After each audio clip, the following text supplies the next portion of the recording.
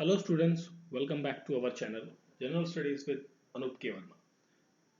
हम कर रहे हैं वन लाइनर क्विज और आज का जो हमारा सब्जेक्ट है वो है इंडियन इकोनॉमी। इंडियन इकोनॉमी को का जो फर्स्ट पार्ट है उसके अंदर हम कुछ और क्वेश्चंस को करेंगे जो कि आपके वन डे एग्जामिनेशंस के लिए बहुत ही ज़्यादा इंपॉर्टेंट्स हैं।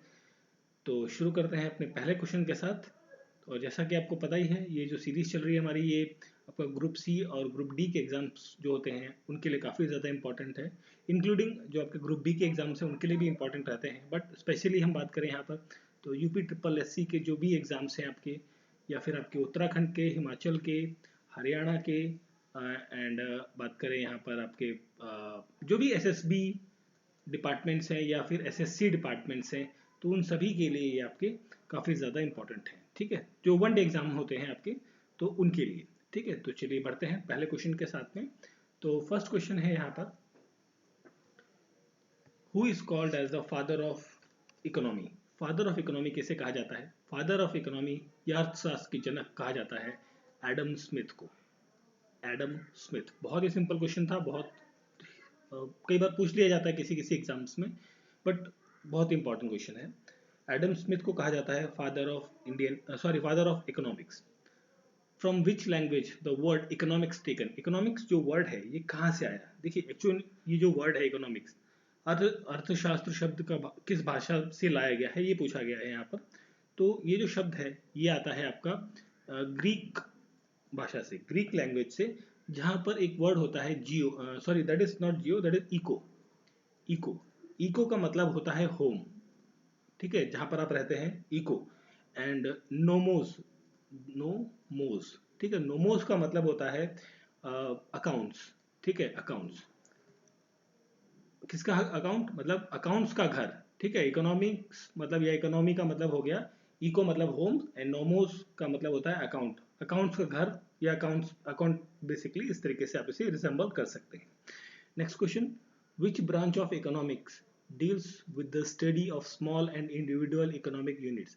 अर्थशास्त्र में कौन सी शाखा जो है लघु और व्यक्तिगत अर्थशास्त्र इकाई का अध्ययन से संबंधित है? तो ये होती है आपकी, जिसे कहते हैं हम, that is micro economy, micro economy. ठीक है, माइक्रो इकोनॉमिक्स के नाम से हम एक सब्जेक्ट पढ़ते हैं, जो कि ये सब्जेक्ट आपने, अगर जो इकोनॉमिक बैकग्राउंड के हैं आप, तो class 11th I think 12th में है ये। ठीक है, माइक्रो इकोनॉमिक्स और मैक्रो इकोनॉमिक्स दो सब्जेक्ट्स हैं, बुक्स हैं बेसिकली, जो आप वहाँ पर सीबीएसई बोर्ड के अंदर पढ़ते हैं। ठीक है, तो यहाँ क्वेश्चन का करेक्ट आंसर है माइक्रो इकोनॉमिक्स। चलिए बढ़ते हैं आगे नेक्स्ट क्वेश्चन की तरफ। तो हमारा नेक्स्ट क्वेश्चन है यहाँ पर, who is credited with introducing macroeconomics as the separate branch of economics। देखिए मैक्रो, देखिए हमने बात करी एक माइक्रो इकोनॉमिक्स की, जो आपका स्मॉल इकोनॉमिक या इंडिविजुअल इकोनॉमिक यूनिट्स के बारे में बात करता है। यहाँ पूछा गया है कि जो मैक्रो इकोनॉमिक्स है ये एक सेपरेट इकोनॉमिक ब्रांच बनी, इसको किसने बनाया, मतलब इसको किसने इंट्रोड्यूस किया? वो इंट्रोड्यूस किया था एक ब्रिटिश इकोनॉमिस्ट थे, ब्रिटिश इकोनॉमिस्ट, ब्रिटिश इकोनॉमिस्ट थे, जिनका नाम था John John Maynard, John Maynard coins. ठीक है, काइंस थ्योरी या काइंस थ्योरी, बेसिकली इकोनॉमिक्स को जब डिटेल में पढ़ते हैं तो काइंस की कई सारी थ्योरीज हैं। ठीक है, तो उनके बारे में पढ़ते हैं। तो जॉन मेनार्ड काइंस जो एक ब्रिटिश इकोनॉमिस्ट थे, इन्होंने मैक्रो इकोनॉमिक्स का जो कॉन्सेप्ट है वो दिया था। ठीक है, India is categorised under which type of economy. Bharat के अंदर किस टाइप की इकोनॉमी आपको देखने को मिलती है? ठीक है, ये पूछा गया है। तो भारत के अंदर अगर जो हम बात करें, यहाँ पर LME, बेसिकली ये हो गया लोअर मिडल इकोनॉमी। ठीक है, लोअर मिडल इकोनॉमी आपको देखने को मिलती है। अब ये बेसिकली लोअर मिडल इकोनॉमी जो है ये आपका बेस्ड होता है इनकम के ऊपर। ठीक है, इनकम के ऊपर, या पॉपुलेशन जो इनकम कर रही है, या मतलब जो बेसिकली अर्निंग कर रही है पॉपुलेशन, उन सभी चीज़ों पर बेस्ड होता है। ठीक है, तो this is lower middle economy, या फिर इसको एक टर्म और भी अगर जो ऑप्शन में आपसे पूछा जाए तो this is called as a mixed economy वाला हिस्सा भी कई बार पूछा जाता है। तो वहाँ पर अगर जो ऑप्शन में ऐसा है, बट इसका जो करेक्ट ऑप्शन होगा वो होगा lower middle economy is the correct answer. ठीक है, अब इकोनॉमी, चलिए ये वाला क्वेश्चन भी देखते हैं, फिर मैं एक चीज़ बताना चाह रहा था आपको। In which year was the first Nobel prize in the field of economic given, पहला नोबेल प्राइज जो है वो किस साल में दिया गया, ये पूछा गया है। तो दैट इज गिवन इन 1969 के अंदर, ठीक है। फर्स्ट नोबेल प्राइज इस साल में दिया गया था। जब हम बात कर रहे थे ना अभी इकोनॉमी के बारे में, तो इकोनॉमी के बारे में जब हम बात कर रहे थे, तो देखिए इकोनॉमी को तीन भागों में बांटा गया है, ठीक है। एक होता है प्राइमरी सेक्टर, दूसरा सेकेंडरी सेक्टर और तीसरा टर्शरी सेक्टर। प्राइमरी सेक्टर क्या होता है, ये बेसिकली एग्रीकल्चर फील्ड से रिलेटेड है, ठीक है। जो यहाँ से आपको रॉ मटेरियल जैसे एग्रीकल्चर या मतलब fishery, forestry, mining, dairy farming, तो एग्रीकल्चर या उससे रिलेटेड जो सर्विसेज हैं, उससे जुड़ी हुई जो वर्क है, वो सारी क्या है, जो बेसिकली यहाँ पर हम बात करें नेचुरल रिसोर्सेज से संबंधित जो भी चीज़ें हैं या प्रोडक्शन है, वो आपका प्राइमरी सेक्टर के अंदर आता है। सेकेंडरी सेक्टर में क्या होता है, मैन्युफैक्चरिंग होती है। मैन्युफैक्चरिंग यूनिट्स या फैक्ट्रीज, मैन्युफैक्चरिंग फैक्ट्रीज या फिर वर्कशॉप, ये सारी आपकी इंक्लूडेड होती है। मतलब देखिए सिंपल एक एग्जांपल की बात करें, तो यहाँ से आपको प्राइमरी सेक्टर से वीट मिलता है। वीट से आप यहाँ पर क्या बनाएंगे, आटा, ठीक है। जैसे शक्ति भोग आटा और बहुत सारे ब्रांड्स के आटे आते हैं, ठीक है। तो या फॉर्च्यून आटा भी आजकल आता है, तो मतलब बहुत सारे ब्रांड्स के आटे आते हैं, तो वो आटा बन गया, मैन्युफैक्चर हो गया। मैन्युफैक्चर के बाद यहाँ पर क्या होता है, सर्विस सेक्टर। तो वो जो आटा बन गया है, पैकेट में आ गया है, उसको डिस्ट्रीब्यूट करना है डिफरेंट डिफरेंट लोगों तक, उसको पहुंचाने के लिए जो एक चेन सिस्टम है, सर्विस प्रोवाइड करने वाली चीज़ें, तो वो आती है आपकी टर्शरी सेक्टर के अंदर, ठीक है। जिसके अंदर banking, transport, trade, storage, communication and medical, education, तो ये सारी जो चीज़ें हैं वो इसके अंदर कंसिडर की जाती हैं टर्शरी सेक्टर के अंदर। तो इन पॉइंट से भी रिलेटेड कई बार क्वेश्चन पूछा गया है। आपके हिमाचल के अंदर मैंने भी देखा है कि 2-3 क्वेश्चन प्राइमरी, सेकेंडरी और टर्शरी सेक्टर से रिलेटेड क्वेश्चन पूछे गए हैं, ठीक है। चलिए बढ़ते हैं आगे। एंड नेक्स्ट क्वेश्चन है हमारा, who was the first person of the Indian origin to receive the Nobel prize in the field of economic. भारतीय वो व्यक्ति कौन है जिसने पहली बार इकोनॉमिक की फील्ड में नोबेल प्राइज जीता है, वो है अमर्त्य सेन। अमर्त्य सेन, ठीक है। और इन्होंने कब जीता था, ये जीता था 1998 के अंदर, इन्हें ये नोबेल प्राइज मिला था in the field of economics. Amartya Sen receive Nobel prize for his contribution in which field, किस फील्ड में इन्हें नोबेल प्राइज दिया गया, किस बेसिकली इकोनॉमिक्स के फील्ड में तो दिया गया, बट इकोनॉमिक्स में किस पर्टिकुलर एरिया के अंदर, ये पूछा है यहाँ पर। तो यहाँ पर जो करेक्ट आंसर होगा दैट इज वेलफेयर इकोनॉमिक्स के तहत, वेलफेयर इकोनॉमिक्स जो इनका विषय था उसके ऊपर इन्हें नोबेल प्राइज मिला है। What are the salient feature of Indian economy, salient feature मतलब जो होता है ना इंपॉर्टेंट पॉइंट्स, या जैसे हम इंडियन पॉलिटी में पढ़ते हैं कि सेलिएंट फीचर, ये मुख्य विशेषताएं, भारतीय अर्थव्यवस्था की मुख्य विशेषताएं क्या क्या हैं। देखिए इसके अंदर बहुत सारी चीज़ें आती हैं, जैसे कि मैं कुछ एग्जांपल्स आपको देता हूँ। इंडिया जो है वो एक एग्रो बेस्ड इकोनॉमी है, ठीक है। एग्रो बेस्ड मतलब जो इसका भारत का इकोनॉमिक सिस्टम है वो एग्रीकल्चर पर बहुत ज़्यादा बेस्ड है, ठीक है। एग्रीकल्चर पर बहुत ज़्यादा बेस्ड है, बेस्ड है, not waste, that is based. Next हम बात करें, यहाँ पर लो कैपिटल इनकम देखने को मिलती है, लो कैपिटा इनकम आपको देखने को मिलती है। और इनकम डिस्पार्टली, बेसिकली यहाँ पर डिस्पार्टली मतलब एक ही काम के लिए कुछ लोगों को कई बार होता है कि ज़्यादा पैसे मिलते हैं और किसी व्यक्ति को कुछ कम पैसे मिलते हैं, तो ये थोड़ा सा अप एंड डाउन आपको देखने को मिलता है। Lack of infrastructure, lack of infrastructure, infrastructure हमारे देश में अभी बड़ा है, डेवलप हो रहा है, बट अभी बहुत ज़्यादा नहीं हुआ है as compare to the other European countries या अदर देशों की बात करें तो, ठीक है। चैलेंजेस जो होते हैं मिक्स्ड इकोनॉमी के अंदर बहुत सारे होते हैं, challenges of mixed economy, challenges of mixed economy भी एक इम्पॉर्टेंट फीचर है हमारी इंडियन इकोनॉमी का। And market imperfection, market imperfection is also a salient feature of Indian economy. And साथ में हम बात करें यहाँ पर कैपिटल फॉर्मेशन, कैपिटल फॉर्मेशन जो है वो भी क्या है, एक इम्पॉर्टेंट पॉइंट है यहाँ पर, ठीक है। तो ये सारे इंपॉर्टेंट फीचर्स हैं, आप कह लीजिए सेलिएंट फीचर्स हैं, मुख्य विशेषताएं हैं इंडियन इकोनॉमी की। फिर हम बढ़ते हैं अगले क्वेश्चन की तरफ। तो हमारा नेक्स्ट क्वेश्चन है यहाँ पे, the concept of mixed economy was inspired by idea of which economist. जो मिक्स्ड इकोनॉमी का जो कॉन्सेप्ट है इसको किसने बनाया था, बताया था, ये बताया था, अभी हमने बात करी थी, ब्रिटिश इकोनॉमिस्ट थे जिनका नाम था John Maynard, John Maynard coins, ठीक है। तो इन्होंने ही ये चीज़ बताई थी, मिक्स्ड इकोनॉमी का जो कॉन्सेप्ट है ये, ठीक है। What does a closed economy means, जो क्लोज्ड इकोनॉमी होती है उसका मतलब क्या होता है? ये क्वेश्चन ना कई बार एग्जाम्स में आया, बहुत ही ज़्यादा इंपॉर्टेंट क्वेश्चन है, कई बार एग्जाम में ये क्वेश्चन पूछा गया है। क्लोज्ड इकोनॉमी का मतलब होता है नो इम्पोर्ट, कोई भी सामान आपका भारत में नहीं, मतलब देश में नहीं आएगा बाहर से, और no export, no export, no import no export, ना ही आएगा ना ही बाहर जाएगा, मतलब देश में जो भी बना हुआ सामान है वो देश में ही खपत होगा, उसी को वहीं कंज्यूम किया जाएगा। ठीक है, तो इस तरीके की जो इकोनॉमिक कंडीशन होती है उसे कहते हैं क्लोज्ड इकोनॉमी।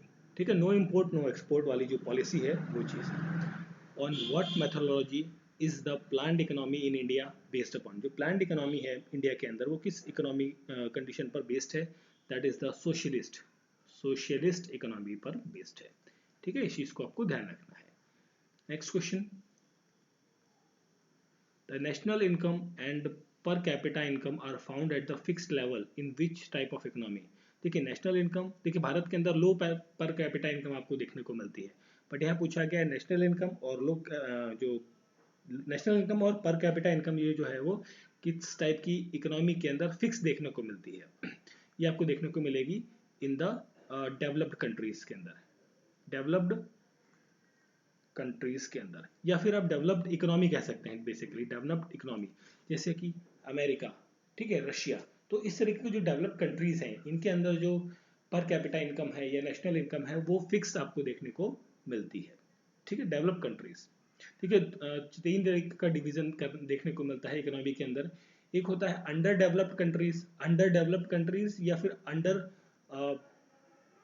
चार कह लीजिए बेसिकली, नॉट अंडर। अगर मैं इसे और यहाँ पे लिखता हूँ तो देखिए, एक सबसे लोअर्स्ट में आ गया अनडेवलप्ड, ठीक है, अनडेवलप्ड, एक हो गया अंडर डेवलप्ड, ठीक है, और एक हो गया आपका डेवलप्ड। ठीक है, ये तीन हो गए बेसिकली। ठीक है, तो ये इकोनॉमिक आप यहाँ जोड़ लीजिएगा, तो इस तरीके का होता है। तो जो डेवलप्ड वाली कंडीशन है वो यहाँ पर आपको देखने को मिलती है। नेक्स्ट क्वेश्चन है आपका, the term lazy fair is associated with which form of economy? जो लेजी फेयर शब्द है वो किस टाइप की इकोनॉमी में संबंधित है, किस चीज से संबंधित है? That is related with the classical economy, classical economy से संबंधित है। किसने, जो ये वर्ड है लेजी फेयर, ये शब्द का जो इजाद किया था, ये किसने इंट्रोड्यूस किया था? ये इंट्रोड्यूस किया था फादर ऑफ इकोनॉमिक्स जिन्हें कहा जाता है, दैट इज एडम स्मिथ ने, एडम स्मिथ ने। ठीक है, चलिए बढ़ते हैं आगे नेक्स्ट क्वेश्चन की तरफ। तो वी हैव नेक्स्ट क्वेश्चन, गांधीवादी अर्थव्यवस्था किस सिद्धांत पर आधारित है? ठीक है, तो ये आधारित है प्रिंसिपल ऑफ ट्रस्टीज के ऊपर, trusteeship basically, principle of not trustees, basically truthful trust, trusteeship. ठीक है, ट्रस्टीशिप जो है, प्रिंसिपल ऑफ ट्रस्टीशिप, ट्रस्टीशिप मतलब ये ट्रस्ट वैसा वाला ट्रस्ट नहीं है, दिस इज ट्रस्ट मतलब भरोसे वाला। ठीक है, भरोसे के सिद्धांत पर जो है गांधीयन इकोनॉमी जो है वो प्रिंसिपल, उसका सिद्धांत काम करता है। Who is considered as the father of socialist economy? Socialist economy हमने भी क्वेश्चन में बात करी थी ना, सोशलिस्ट इकोनॉमी की, जो कि प्लान्ड इकोनॉमी के अंदर बात करता है। ठीक है, बेस्ड है। तो यहाँ पर जो सोशलिस्ट इकोनॉमी है इसके फादर कहा जाता है, दैट इज कार्ल मार्क्स को, मार्क्स, मार्क्स। ठीक है, कार्ल मार्क्स को कहा जाता है father of socialist economy. Who is called as harbinger of liberalisation of Indian economy? भारतीय व्यवस्था के उदारीकरण के किसे कहा जाता है? बेसिकली यहाँ पर हैंगर बिंग। ठीक है, तो इसे किसे कहा जाता है? दिस इज कॉल्ड एज, ये कहा जाता है बेसिकली पीवी नरसिम्हा राव को, PV Narasimha Rao and doctor Manmohan Singh, Manmohan Singh. ठीक है, ये आपके पूर्व प्रधानमंत्री भी रह चुके हैं डॉक्टर मनमोहन सिंह। तो डॉक्टर मनमोहन सिंह और पीवी नरसिम्हा राव, इन्हें कहा जाता है harbinger of liberalisation of Indian economy. ये इसलिए कहा जाता है, देखिए एक टाइम आया था 1990s का, ठीक है, 1990s या 1991 का जो टाइम था, उस टाइम पर ग्रेट डिप्रेशन या फिर आप रिसेशन वाला टाइम एक बहुत बड़ा चल रहा था। ठीक है, दुनिया में। तो इंडियन इकोनॉमी काफ़ी ज़्यादा फॉल कर रही थी, तो उस टाइम पर भारत की इकोनॉमी को संभालने के लिए इन दोनों ने बहुत मेहनत करी थी, बहुत सारे कदम उठाए थे। ठीक है, तो इसलिए इनका नाम आता है यहाँ पर। फिर हम बात करते हैं नेक्स्ट क्वेश्चन की। तो हमारा नेक्स्ट क्वेश्चन है, village communities from which type of economy? देखिए विलेज कम्युनिटीज जो है वो ग्राम समुदाय किस प्रकार की अर्थव्यवस्था से से संबंधित है basically. These are related with the traditional economy. Traditional economy, ठीक है. गाँव वगैरह के जो एरिया होते हैं वहाँ पर सॉरी कई बार कई सारे फेस्टिवल्स होते हैं या फिर कोई मेला वगैरह होता है, तो वो ट्रेडिशनली ही एक लंबे समय से आ रहा है. तो उसकी वजह से उस एरिया के अंदर, उस गांव के अंदर क्या डेवलपमेंट्स होती हैं, उसको ग्रोथ मिलती है. तो ये सब चीज़ें यहाँ पर देखने को मिलती है. That is called as the traditional economy. The term macroeconomics and microeconomics, ये दो वर्ड जो है वो किसने क्वाइन किए थे? तो ये क्वाइन किए थे बेसिकली, क्वाइन किए थे Ragnar, that is Ragnar Frisch. Ragnar Frisch, और ये कब किया था? 1933 के अंदर, ठीक है. रैगनर फ्रिस्ट ने ये दोनों टर्म जो है मैक्रो इकोनॉमिक्स और माइक्रो इकोनॉमिक्स, ये दोनों टर्म क्वाइन किए थे. मतलब इनका उनके द्वारा गढ़ा गया था ये शब्द, ठीक है. Tourism form part of which sector of the economic. Tourism जो है किस सेक्टर का इकोनॉमिक फील्ड है? मतलब हमने बात करी ना, प्राइमरी सेक्टर, सेकेंडरी सेक्टर और टर्शरी सेक्टर. तो this is belong with the tertiary sector. Tertiary sector of economy का पार्ट है, ठीक है. टूरिज्म बिजनेस या टूरिज्म जो आपका व्यवसाय है. Next question, in which type of economy the consumer get everything with the economic border while government acts as a arbitrary. ठीक है. तो किस प्रकार की अर्थव्यवस्था में उपभोक्ताओं को आर्थिक व्यवस्था के भीतर सब कुछ मिलता है जबकि सरकार मध्यस्थ के रूप में कार्य करती है? तो ये जो किस टाइप की इकोनॉमी होती है, this is called as a closed economy.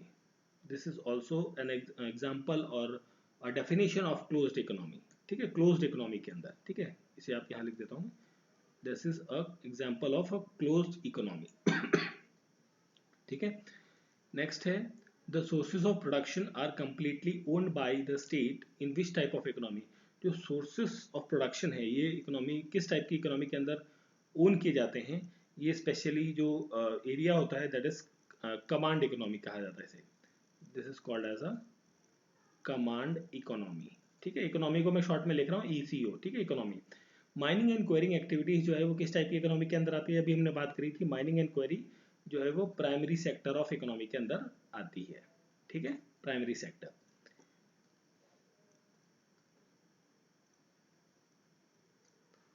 Okay, next question है,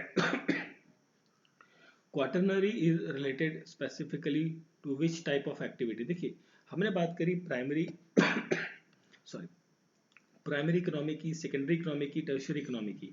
अब यहाँ पर एक और चीज आ गई, क्वाटरनरी, मतलब चार वाला हिस्सा है ना.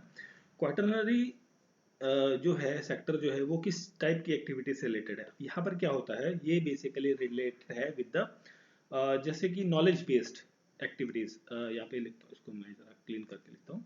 This is related with the knowledge based activities. Knowledge based activities, ठीक है. नॉलेज बेस्ड एक्टिविटीज क्या हो गई? जैसे कि आपका बात करूं मैं R&D, रिसर्च एंड डेवलपमेंट वाला जो फील्ड होता है, ठीक है, या फिर टेक्नोलॉजिकल डेवलपमेंट है, कंसल्टेंसी फर्म से बेसिकली, जो कंसल्टेंसी फर्म बहुत सारी आपको देखने को मिलेंगी डिफरेंट डिफरेंट फील्ड से रिलेटेड. तो ये सारी आती है आपकी क्वाटरनरी सेक्टर के अंदर, ठीक है. जो बेसिकली नॉलेज फर्म्स होती हैं, नॉलेज बेस्ड एक्टिविटीज होती हैं, वो क्या लाती हैं आपकी क्वाटरनरी सेक्टर के अंदर आती हैं. ये चौथा आपका सेक्टर हो गया, ठीक है. Which branch of economy deals with the high level of decision making by the top level executive?